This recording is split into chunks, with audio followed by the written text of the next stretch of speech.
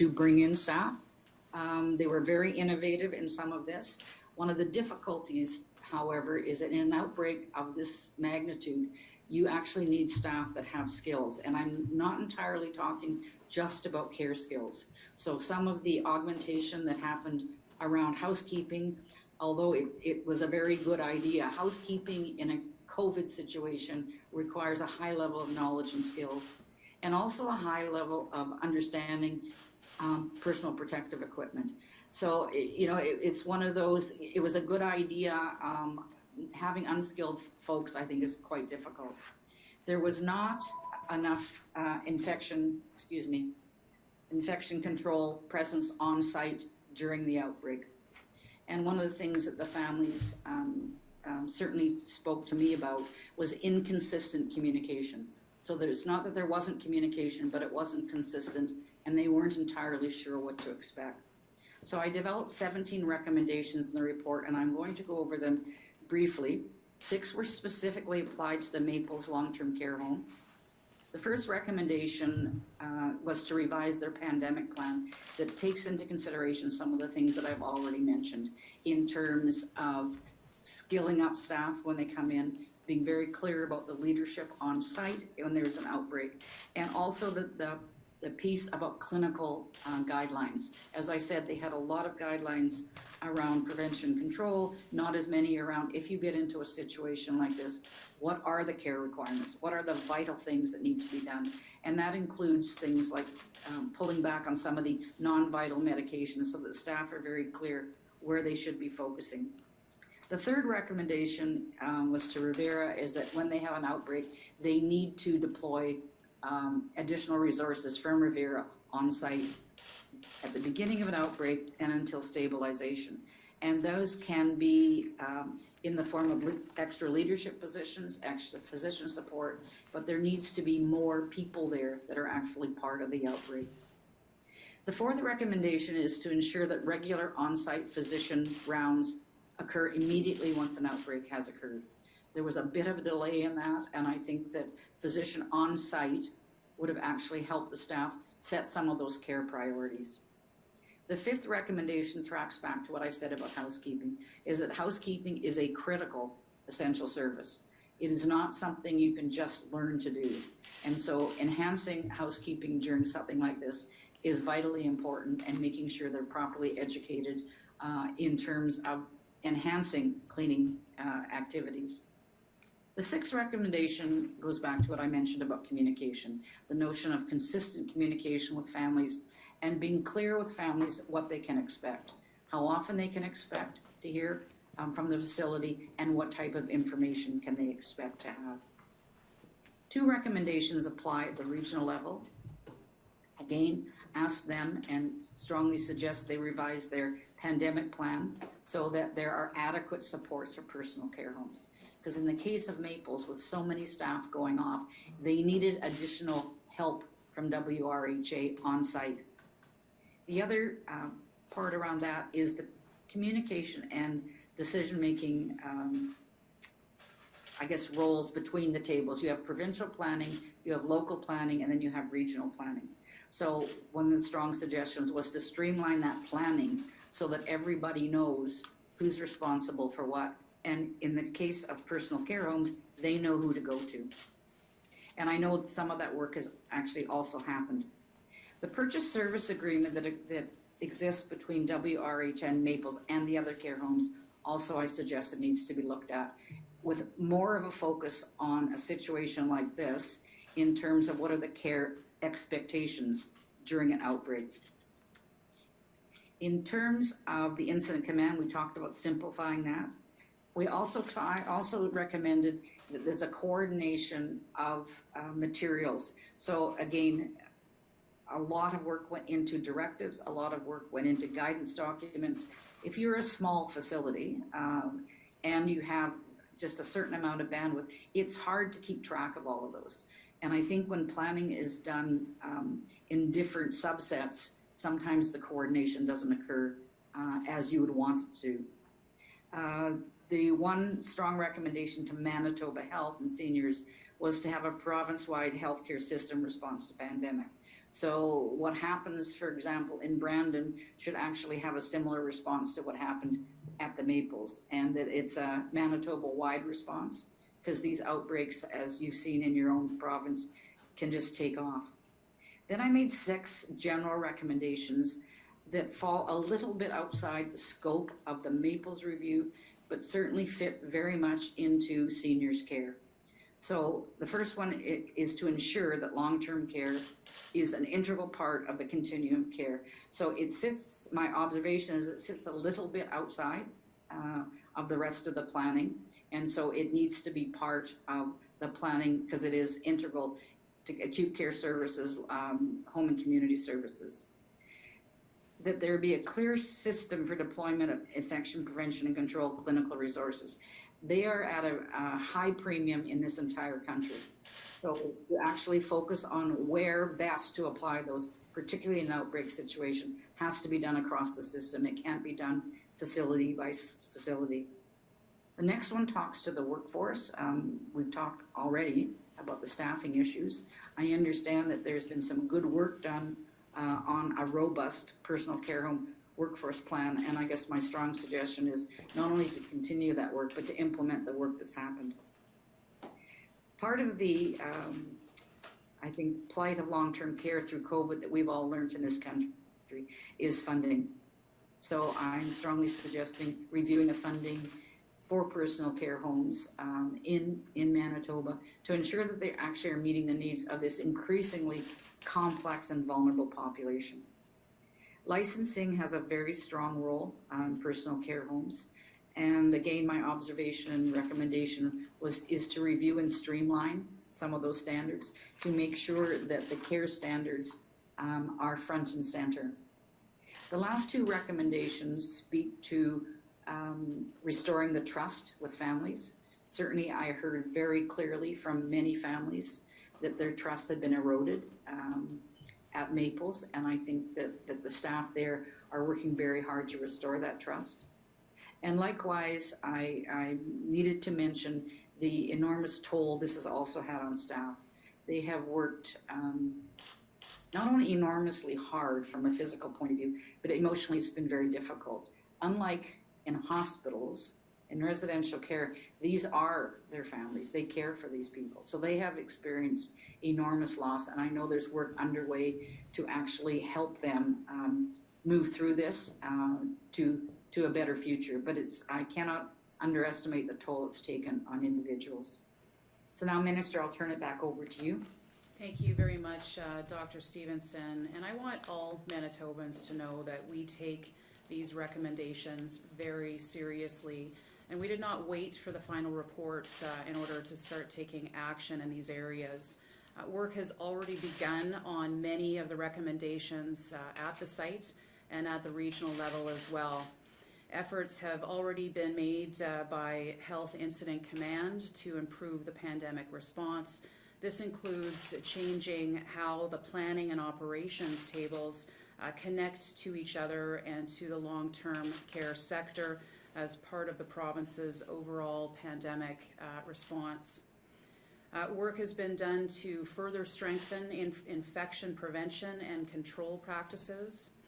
New measures have been implemented to promote safe visitation by designated caregivers and visitors. This includes updating visitation guidelines, mandating the same protective personal equipment for designated caregivers and staff, and implementing outdoor and indoor visitation shelters to support safe family interactions with residents. We also implemented an asymptomatic personal care home staff surveillance rapid response, rapid testing pilot project, which has now been completed. And we have seen some positive outcomes from this project, and we'll have more to say in the coming days with respect to that.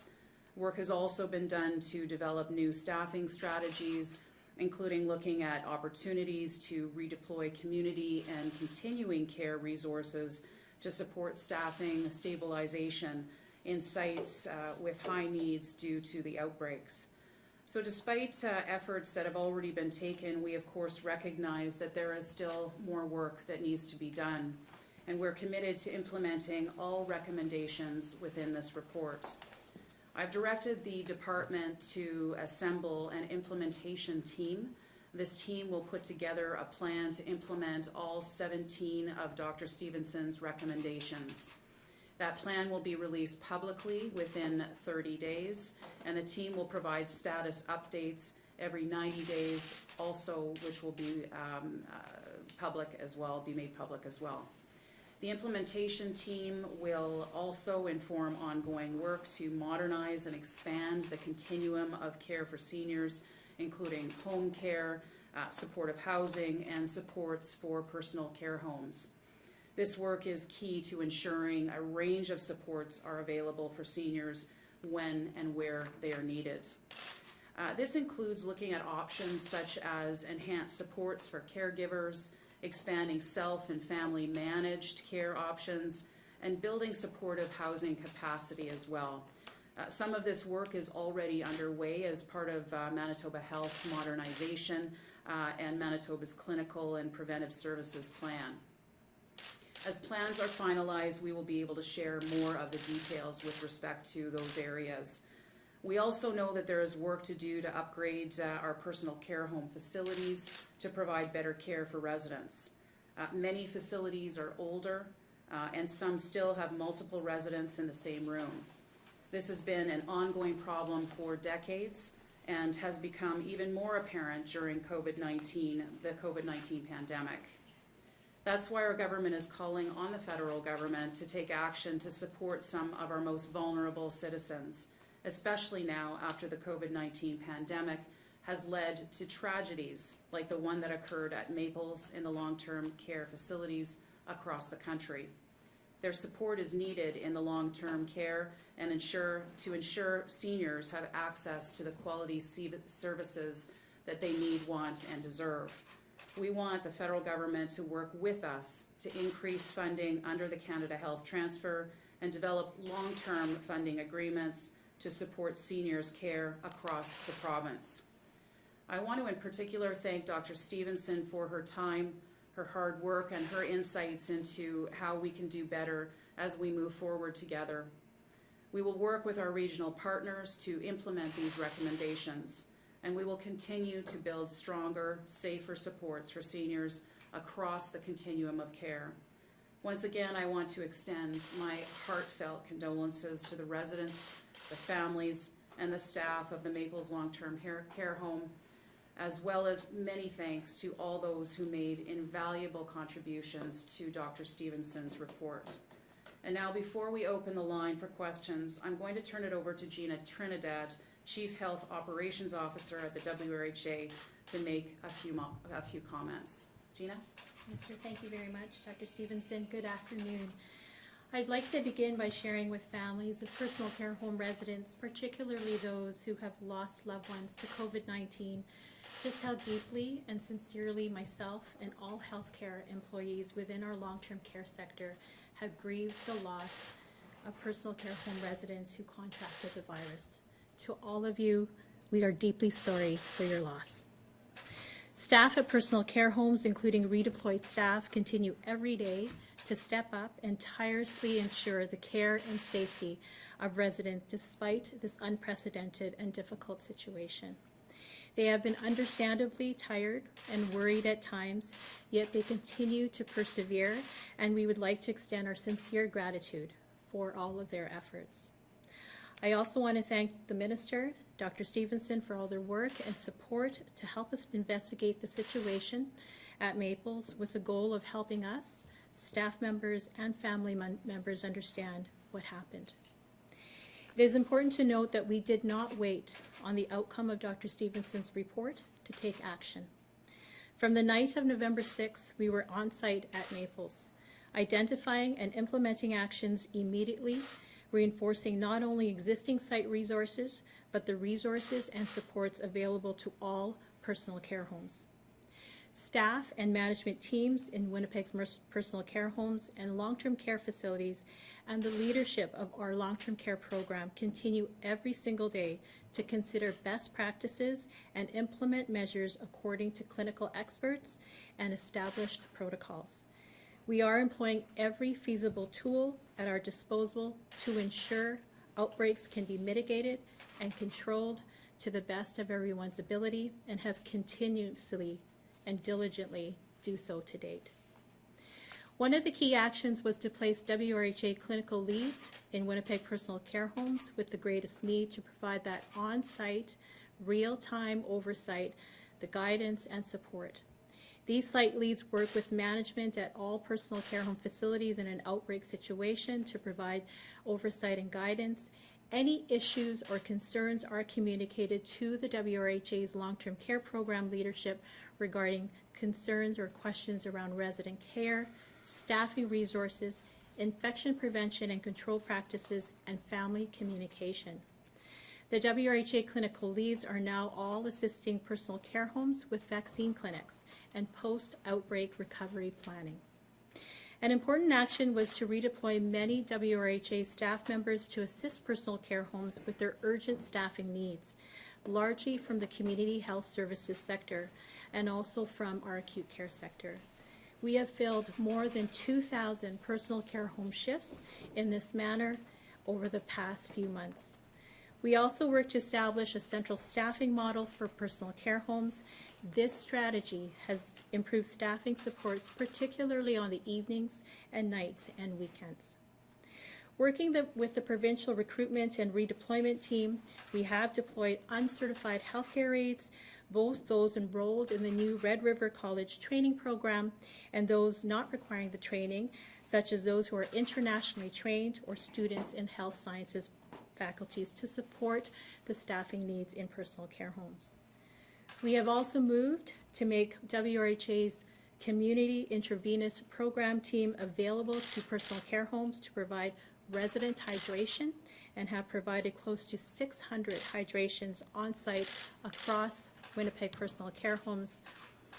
Our palliative care teams, our regional infection prevention and control staff, and respiratory therapy specialists have also been made available to personal care homes.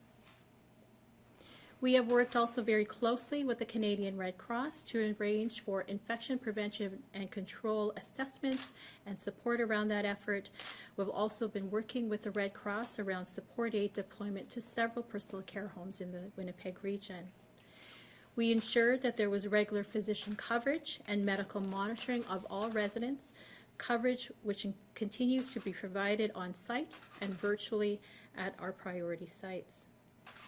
Daily situational huddles with the management teams of all personal care homes and the WRHA long-term care program leadership have been established to share information, progress, and challenges in real time. These calls continue on a regular basis. Long-term care has also had a voice at the provincial planning and incident command tables to raise issues and concerns directly from operators and for those issues to be addressed in a timely way. In closing, to those who have lost loved ones to COVID-19 at Winnipeg personal care homes, I want you to know that while we can't imagine how devastating this pandemic has been for you and your families, we are your fellow community members. We share with you a prolonged and genuine sense of anguish and pain. Moreover, and I say this to everyone, as healthcare workers, we are entirely committed to learn from the extraordinary situation experienced through this pandemic and at Maples to ensure we can improve the level of care and safety as we move forward. Thanks very much, Gina, and I think we're open for questions now. Thank you, Minister. A reminder to our reporters on the line, you will have one preliminary and one follow-up question. Up first this afternoon from the Winnipeg Sun, Josh. Good afternoon. This is Josh Aldridge from the Winnipeg Sun. With the level of outrage that was in the public and in Manitoba and Winnipeg regarding the situation, I think a lot of people were looking for some level of repercussions going back to Rivera, whether it comes to licensing, fines. There's a number of ways people could look at it. Is there going to be any kind of repercussions for the operator or for the care coming out of the situation? Yeah, thanks, Josh, for that. Great question. And I think, certainly This has been a tragic situation for so many families who have lost their loved ones. And I know that there has been, obviously a heightened awareness of the situation across our province and indeed across the country. What we have here today is a report with the recommendations by Dr. Lynn Stefanson, 17 recommendations. A few of those are attributed to Rivera as well, and we will work with them in a collaborative way to ensure that those recommendations are implemented. We want to ensure first and foremost the safety of those residents who are in the facilities, not just in Rivera facilities, but in personal care homes all across our province. And we want to ensure the safety of the residents as well as the staff. So we'll continue to work with our stakeholders to ensure that that takes place and that these recommendations are implemented. Now the recommendation about funding, it's not just Manitoba, it's across the country where there's been not really great increases in funding for personal care homes. Does the province plan to put more money into personal care homes, long-term care facilities, or is the plan just to rely on the federal government to increase health transfers to fund seniors' homes? Does the province have any plans on that end? Yeah, first of all, Josh, another great question. And first of all, I've asked the department to establish an implementation team that will put together a plan. I've asked for that plan to be completed within 30 days, and we'll go from there. And part of that will be funding. I did mention in my opening remarks today that we want to ensure that we work with the federal government. This has to be an all of governments and an all of country approach, frankly, to the situation that we're in. And so we'll continue to work collaboratively with other levels of government and those in the communities to ensure that we have the proper long-term care facilities that are needed for those residences, that they're safe for both themselves and the staff who work there. From CBC Manitoba, Bart. Hi there. In this, I guess this one is for Dr. Stefanson. In the summary of the report, it states that the urgency of requests for additional on-site staffing support were not fully understood until the situation became critical. Who did not fully understand it? Shared Health, the AAHA? Thank you for the question. I think it was, and it goes back to, I think, my comments about the incident command, the number of planning tables that were around there. I think that there also wasn't a level of specificity about asking for staff and responding to staff. And I think to Gina's comment, that's something that's been corrected. So I think I wasn't there, but what I understand is asks were put out and people got the asks, they began to action it. I don't think they actioned it in as timely a way, which goes back to my comment about not understanding the urgency of it. I'm not sure if that answers your question. To some degree. I'll get a little bit more specific here. You just said in your comments that Rivera reached out for help during the outbreak. Can you elaborate on that? What help was asked for? From who? What's your understanding as to why support was not deployed before things got into a crisis situation? Sure, thank you. And so, without trying to waffle around it, I don't know why their support was not given until it became urgent. All I can do is go back onto the documentation where staffing was asked for, but it wasn't asked for like, if we don't get it in 5 minutes, we're going to have a problem. That's what I mean about the urgency. It was almost like a pro forma ask, plus there were asks in many different areas. So for example, the staffing agencies were asked for staff. I think WRH was asked for staff. I think the incident command was asked for staff.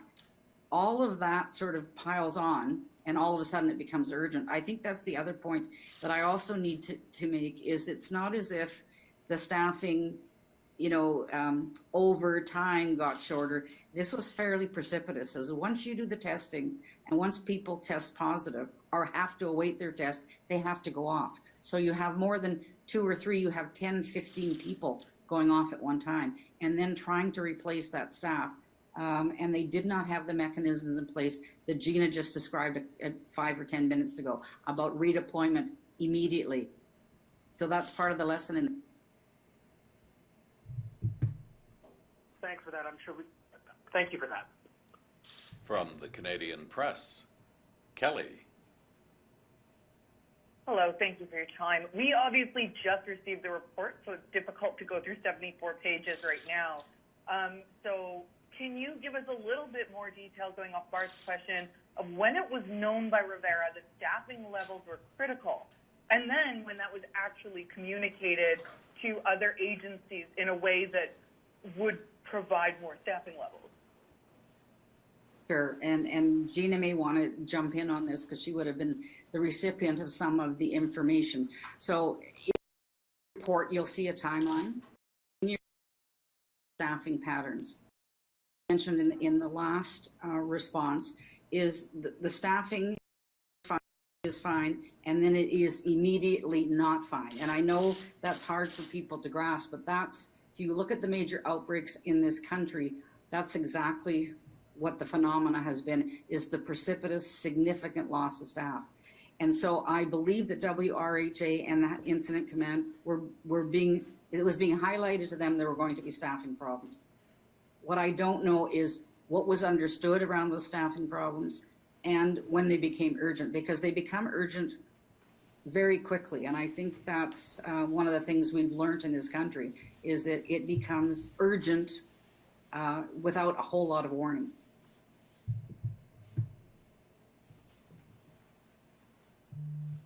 I'm not sure if Gina's going to come in with an answer as well.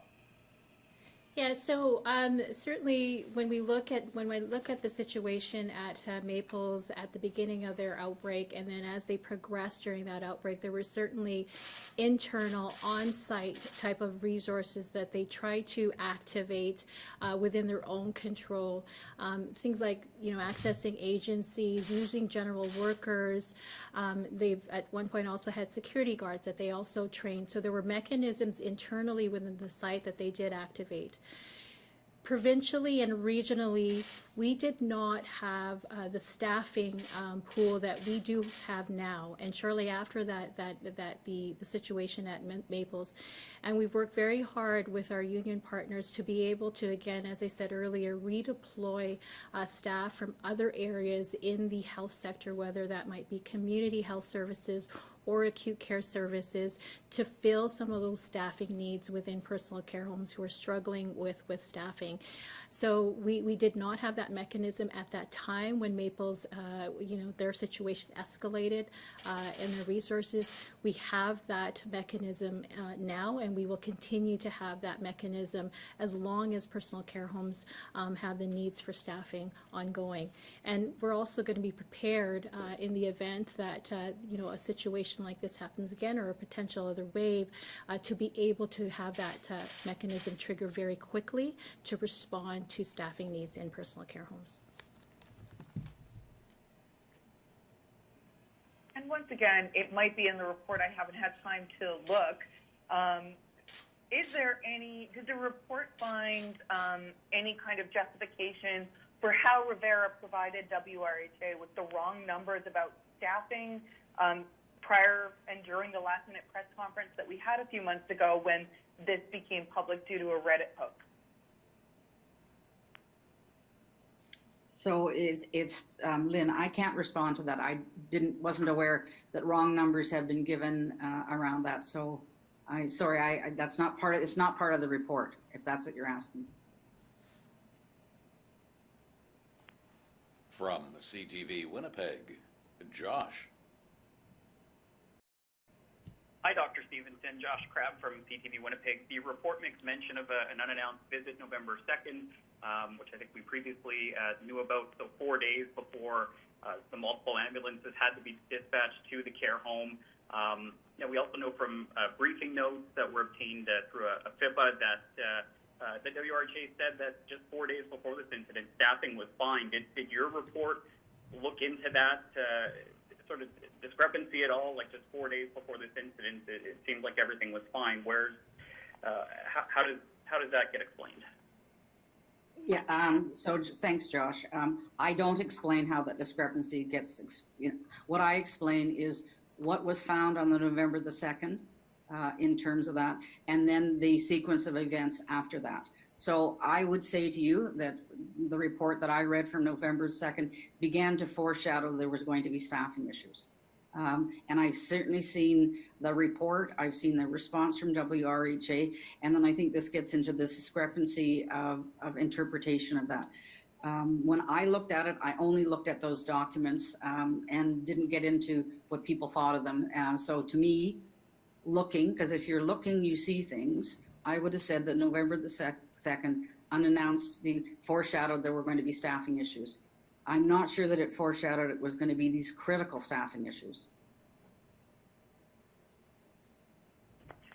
Okay, and it sounds like from Ms. Trinidad's comments that the WRHA may not have even been able to provide staff to help had it been flagged earlier. So I'm wondering, Minister Stefanson, then Dr. Stevenson's report flagged several issues with pandemic planning. How much accountability does your government take for what happened here?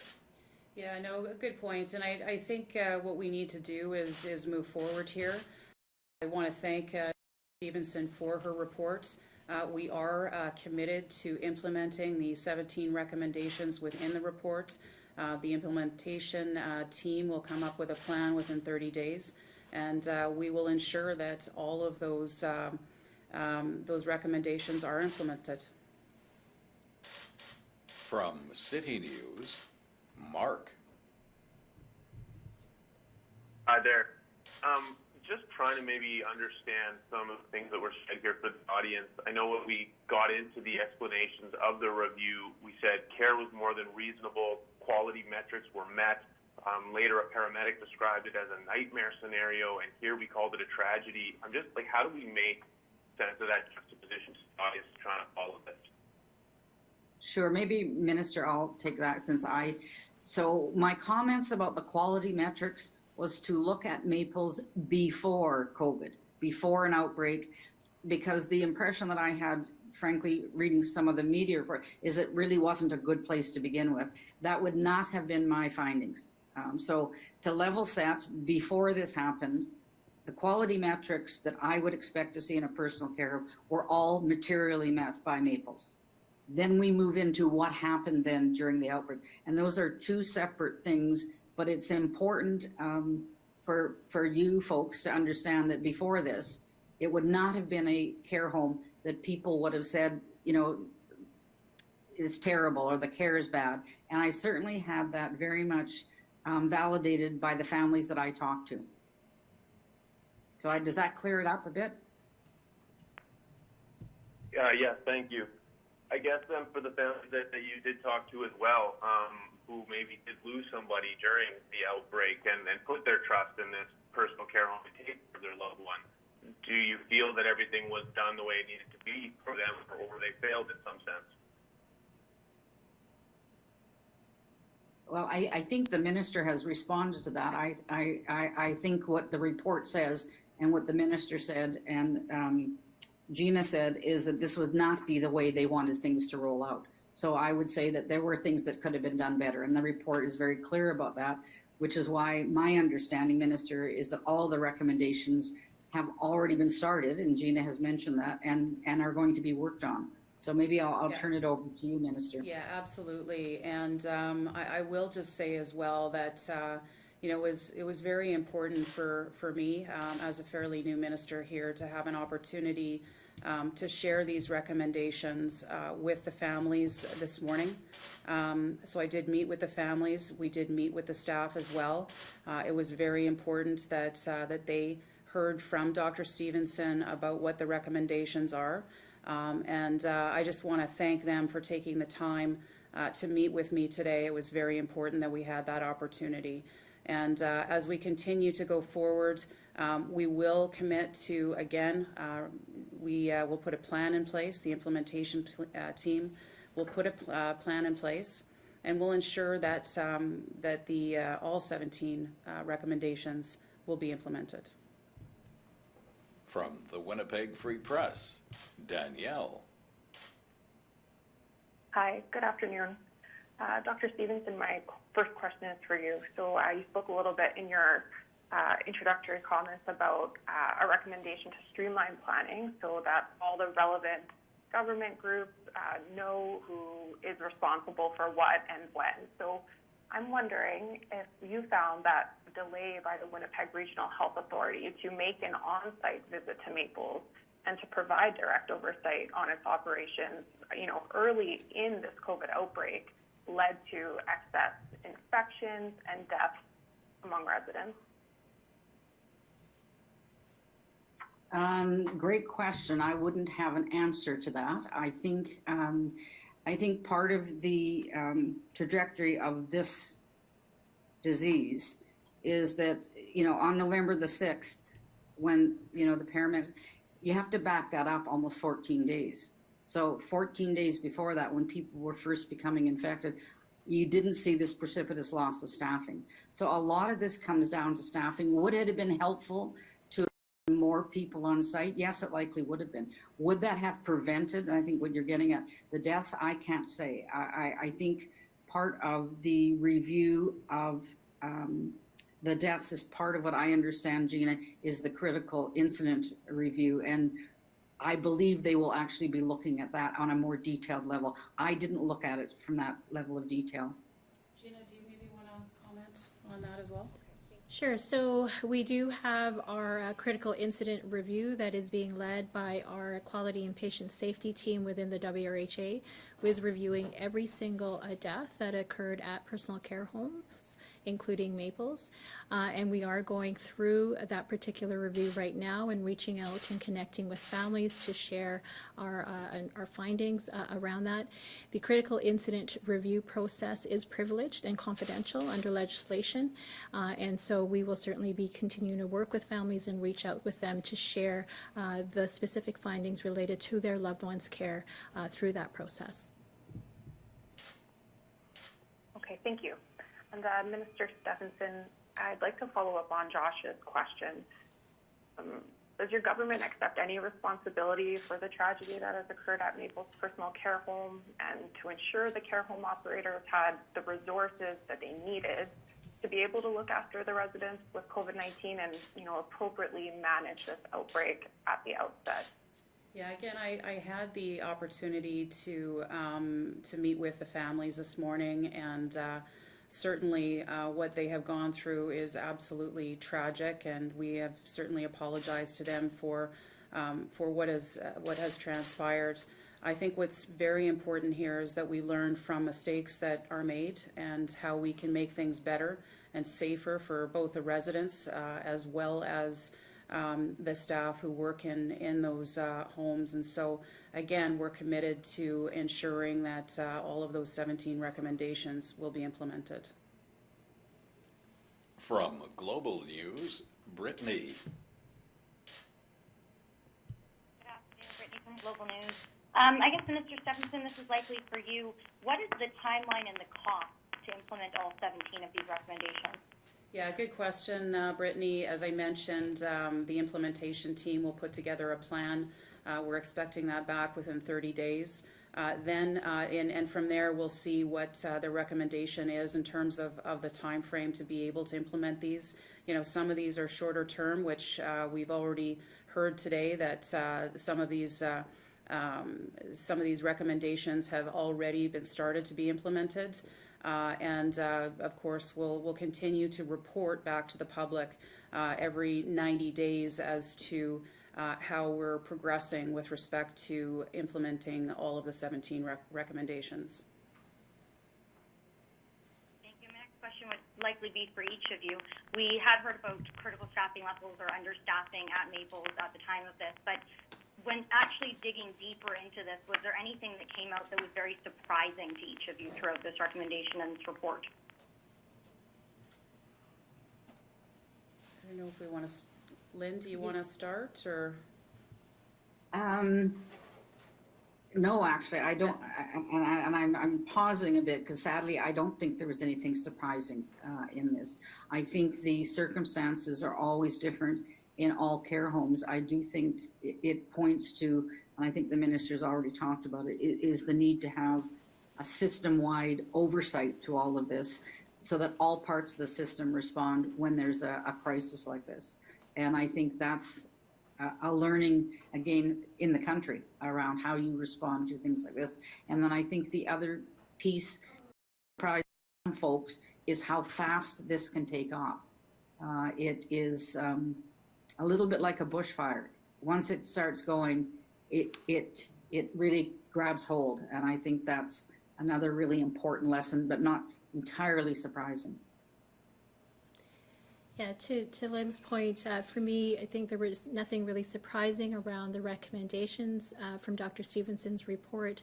Again, it's also the quickness of how things escalated and how quickly within, certainly it can be hours, and what we've experienced in terms of our monitoring, our work with the personal care homes during their outbreak phase, how quickly things can change from a staffing, resident care situation, and how the need to quickly adapt and to address issues as they come up very quickly. Yeah, thanks to you both for your comments there, and I would just like to add that these are obviously unprecedented times, and it's not something that is unique to one personal care home here in Manitoba. This is something that is being faced across the country.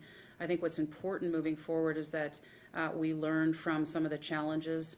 We now have this report where we can take the necessary actions to ensure the safety of the residents within the personal care homes, not just at Maples, but in all personal care homes across the province of Manitoba.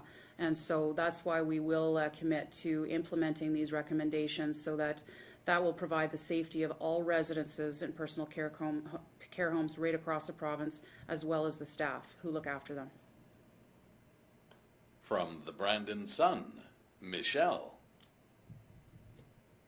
Good afternoon. I'm curious, Dr. Stevenson, and I haven't had the chance to go deeply into your report thus far, but Rivera also operates a personal care home in Blandon. Did you do any comparative look, like if they're operating one in Brandon and nothing happened there, like is there a lesson to learn there at all, or? Actually, that is an excellent question. And what you will find in your report is a couple of pages that talks about the sizes of personal care homes and specifically what has happened in some of them in Manitoba. But your point is, has there been a comparison done between Rivera in Brandon, for example, and Rivera? So that was not part of the mandate of this, but I would suggest to you that there is a whole body of work that's now being undertaken across the country to actually try to ascertain why is it. So what I've got here is, so for example, the Poseidon Personal Care Home, and you've got to keep in mind, I'm not that familiar with Manitoba, had a positive rate of 9.2%, and another one had a positive rate of 23%. So your question is, so why is that? And I don't think that we actually fully understand that at all. Okay, thank you. That's actually the only question I had. Thanks so much. Our final reporter this afternoon from CJOB, Will. Yeah, hi, good afternoon, everybody. First question for Dr. Stevenson or the Minister, I suppose. What are your metrics for success going to be here? I'm looking at the recommendations, and some I think are just a check mark, yes, no, did this happen? But others are a little more ambiguous, like improving communication, that sort of thing. How is the public and the families going to know that these recommendations have been met? Yeah, maybe I'll kick it off here, Dr. Stevenson, and if you wanted to add anything, please feel free to do so. I think what's important here is that we have these recommendations. We will develop a plan. I've got an implementation team putting that together now. We'll have that plan within 30 days. And I think it's critical that moving forward that we will be as open and transparent as we possibly can throughout this process.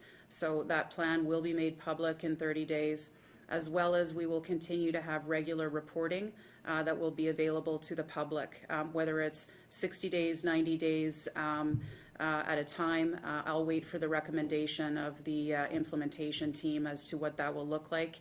But certainly we are committed to ensuring that the public is kept aware and that there is an open and transparent process.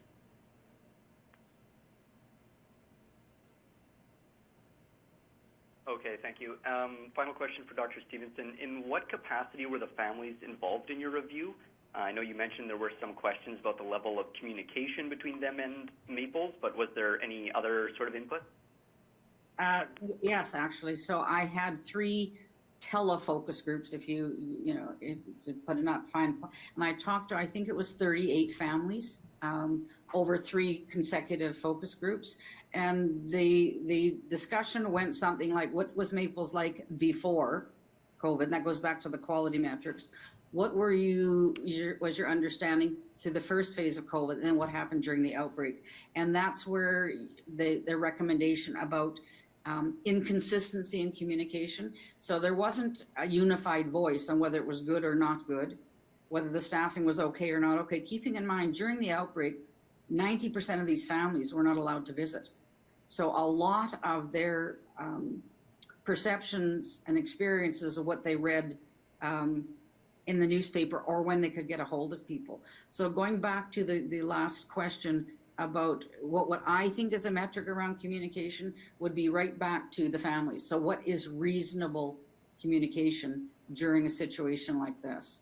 So they were very involved, and when you read the report, certainly I've tried to reflect, because what I would do at the end of these sessions is summarize what I heard from them. So you'll see that there isn't consensus on a great deal of this, but certainly there was, and one family said to the minister this morning that they felt that the communication had been very good through the whole thing and was back to being very good. That is not, though, everybody's experience. Thanks, everyone. This concludes our media briefing.